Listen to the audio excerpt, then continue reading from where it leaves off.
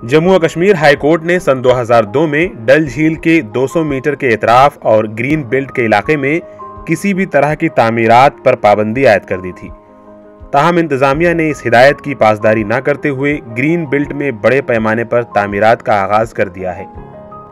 गुज़िश्ता 2 हफ्तों से श्रीनगर में ज़बरवन पहाड़ी के दामन में गुपकार के ज़ैठ यार इलाके में ग्रीन बेल्ट अहाते में सरकारी तामीरात शुरू की गई है। ज़राए ने ईटीवी भारत को बताया कि इस मकाम पर अदालत आलिया की पाबंदी के बावजूद इंतजामिया की बिल्डिंग एंड कंस्ट्रक्शन अथॉरिटी ने यहां पर सरकारी तामीरात की इजाज़त दे दी है।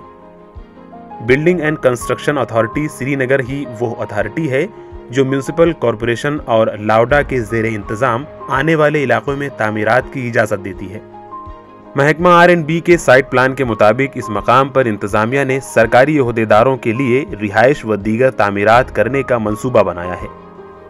साबिक गवर्नर सत्यपाल मलिक ने 8 जुलाई सन 2019 को शजरकारी मुहिम का आगाज किया था। ताहम अब लेफ्टिनेंट गवर्नर इंतजामिया ने इसी मकाम पर सरकारी तामीरात शुरू कर दी हैं। यह मंसूबा महकमा सड़क और तामीरात आम्मा की तरफ से बनाया जा रहा है, जबकि lakhs and waterways development authority के अहाते में पड़ रहा है। ताहम इन महकमों में मामूर कोई भी ओहदेदार इस मामले पर बात करने के लिए तैयार नहीं है।